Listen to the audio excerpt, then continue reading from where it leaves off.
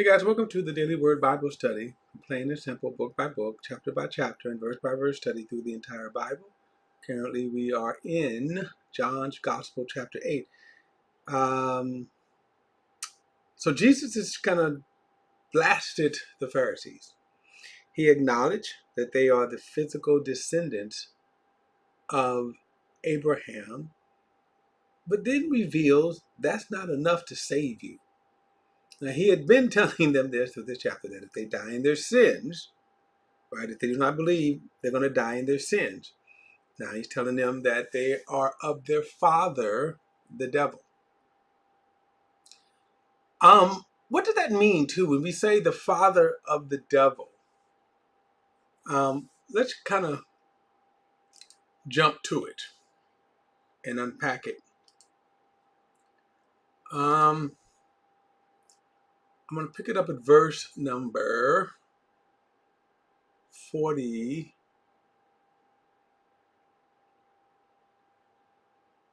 I'm going to pick it up at verse 39.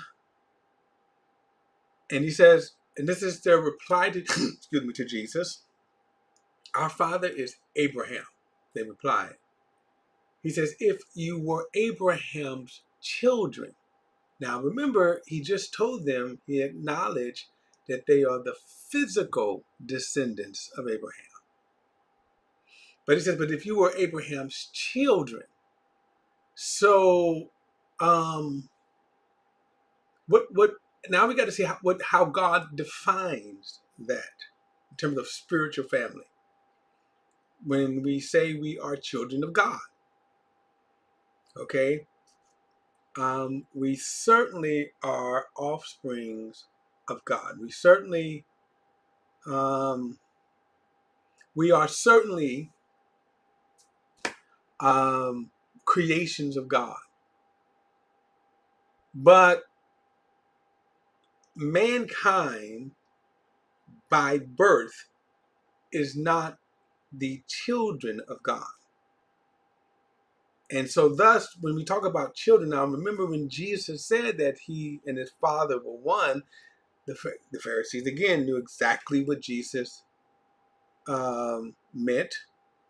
And they wanted to stone him because he said, you're making yourself equal to God. And the reason why is because when you say that you are a child, in the sense of what God is saying, children, and then also sons. Now, the word children, there's two words that's used in the Bible in terms of relationship with God. There's sons, okay, and then there is children. Usually, the word children refers to being born from or of someone. So in the case, a father begots a child. And what is involved in that is that the father's nature is imparted to the child.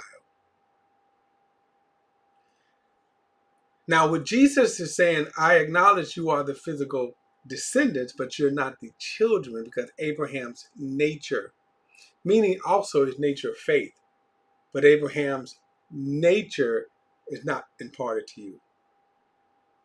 Now, the other word is sons, and that word sons usually means the relationship, the mature relationship of a father and a son through birth, but not limited to birth, because a slave could be a son. But so the relationship of a father who raises his children, trains his children, and then they enter into an adult relationship, father and son.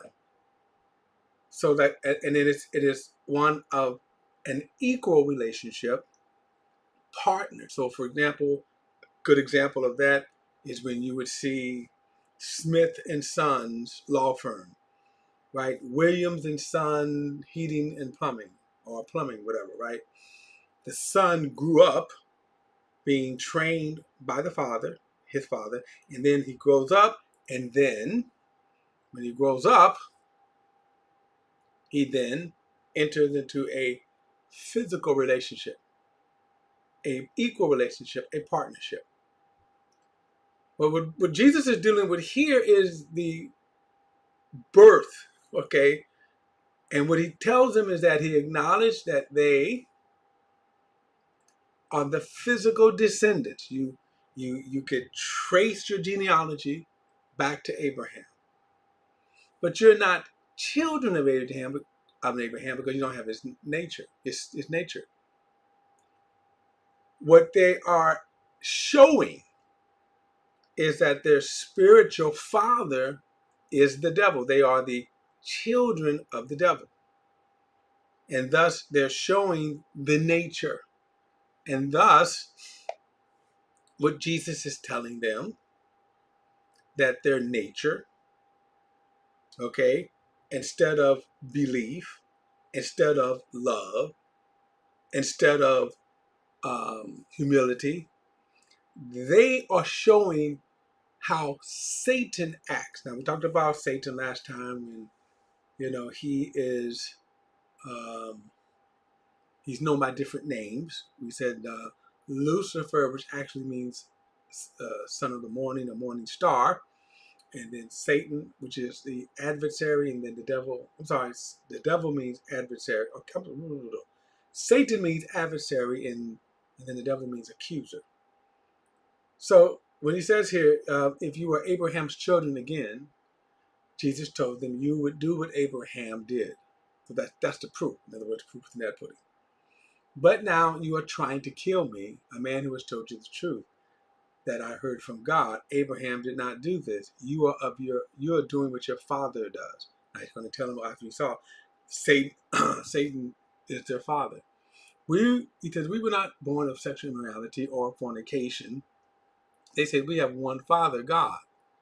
So they kind of get what's going on is that, wait a minute, Abraham is our father. So we don't have two fathers. And Jesus is going to correct him. He says, if God were your father, you would love me because I came from God and I am here. For I did not come of my own, but he sent me. Why do you not understand what I say? Because you cannot listen to my word. You are of your father, the devil. And that's the thing right here. Now he's getting ready to show them all of the attributes of Satan that they have. Okay, all of the attributes. You are of your father, the devil, and you want to carry out your father's desires. He was a murderer from the beginning, and he has not stood in the truth because there is no truth in him. When he tells a lie, he speaks from his own nature because he is a liar and the father of liars. So remember we said Satan is the one who kind of introduced sin into God's creation. He generated all of this. How bad could be. Sin, rebellion. And now they're acting like that. Let me kind of use this here. There is a famous quote from Dr. Dr. Maya Angelou. Okay, so when a person shows you who they are, believe them the first time. Okay, when a person shows you who they are, believe them the first time.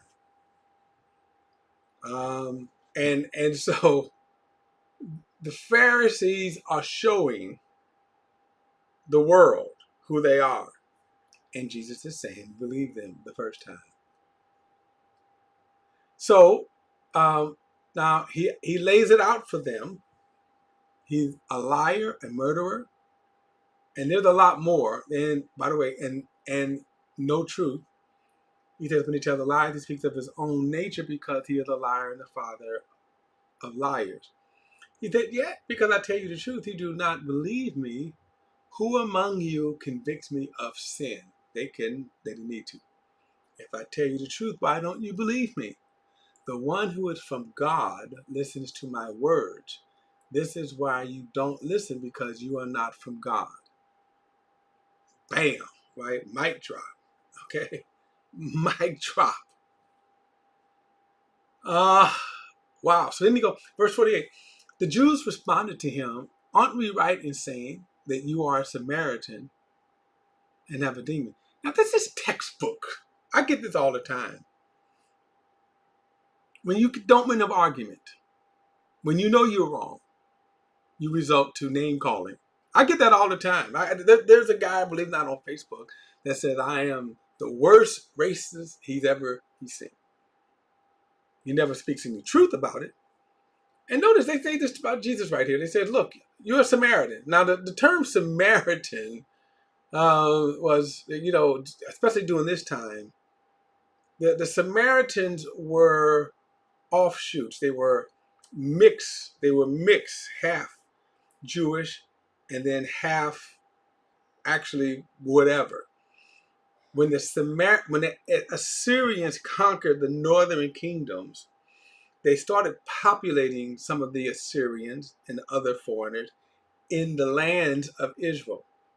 And eventually they start mixing with the Jews, and that's when they were termed Samaritans. Samaria was the capital city of the northern kingdoms, while of Jerusalem was the capital of the southern kingdom. So, and eventually, so the region of Samaria became, again, kind of an offshoot of the people being mixed together. So eventually the Jews rejected the Samaritans as half-breeds. And so as you can see now, this word Samaria, this is like the modern N-word, okay? You are a Samaritan and have a demon.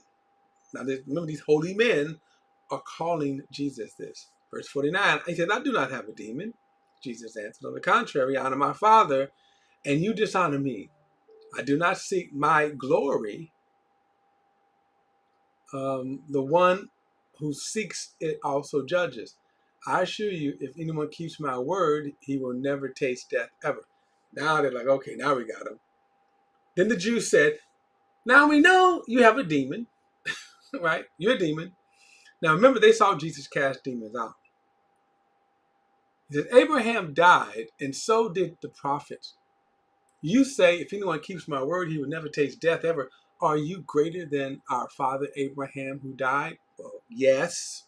But, okay, even the prophets died. Who do you pretend to be? Verse 54. If I glorify myself, Jesus answered, my glory is nothing. My Father, you say about him, he is our God. He is the one who glorifies me. Now, think about this. Think about this. Everything that Jesus is saying, right, is validated. They themselves can validate it by their own standard. So, if I glorify myself, Jesus says, my glory is nothing. My Father, you say about him, he is our God. He is the one who glorifies me. Signs, the wonders. God even spoke from heaven and said, this is my beloved Son. He says, you have never known him, but I know him. And if I were to say I don't know him, I would be a liar like you, right? Ooh, right? I'll be a liar like you. But I do know him, and I keep his word. Your father Abraham was overjoyed that he would see my day. He saw it and rejoiced. Now, there's some unpacking here, right? Because they're getting ready to go nuts over this statement.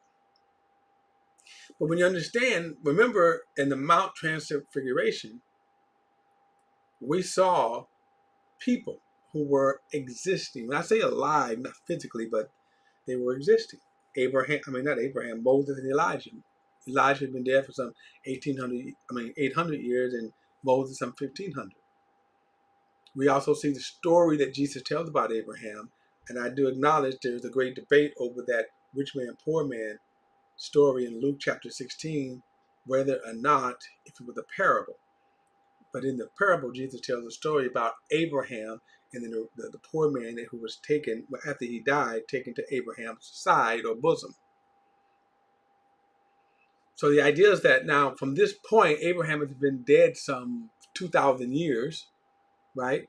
And yet now Jesus said, Abraham saw my day. Now that's a glimpse of revelation right there. We shouldn't build more on that.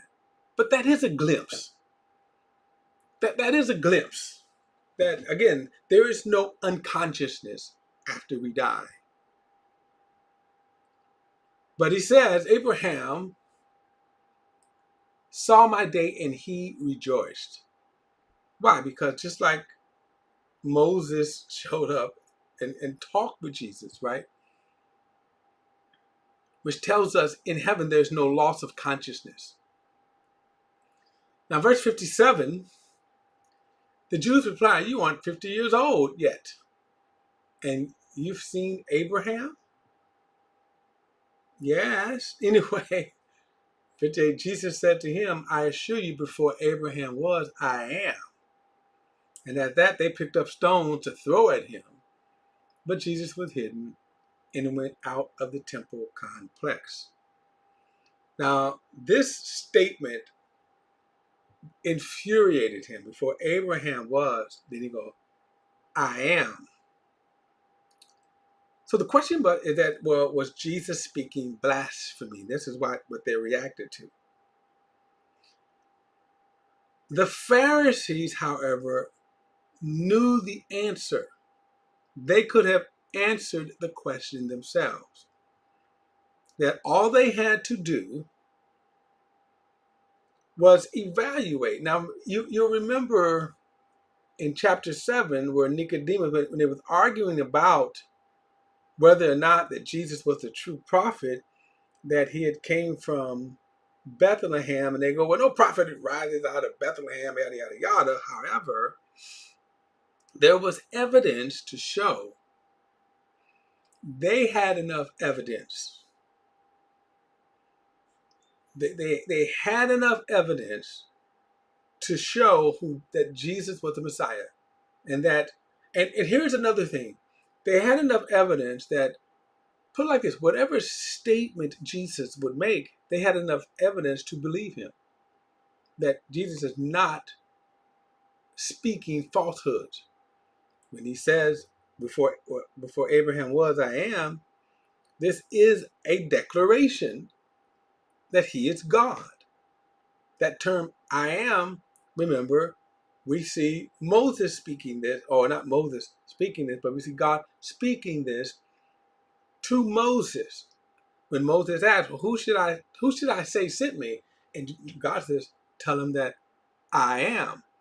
Now later, this is also what is known as the tetragram, the way that the Jews would write this. They call it the unspeakable letters, and in the Hebrew language, there was no consonants or vowels, and that's why the debate as to the name of God rages on. So it is the name Elohim, is the name Jehovah, right?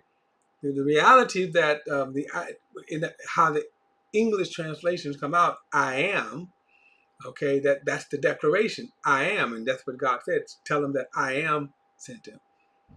So God makes this declaration to Moses. Moses writes this down. This becomes a very celebrated statement. The I am, the creator of the universe, is speaking to us.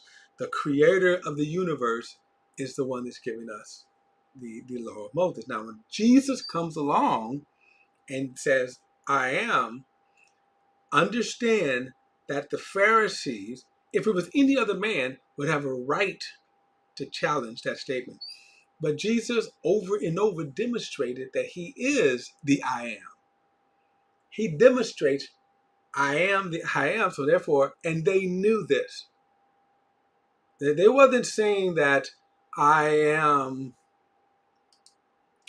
uh, uh, we disagree with Jesus. For example, if I make the statement, right, if I make the statement, I am, then yes, stone me. But Jesus demonstrates, he proves. Remember, God says, this is my beloved son. His works prove and demonstrates that he is the I am. So Jesus just kind of disappears. All right, guys, don't forget to like and share this video and subscribe to BP the Bible Perspective. And as always, if you have a thought, a comment, add it to the comment section below.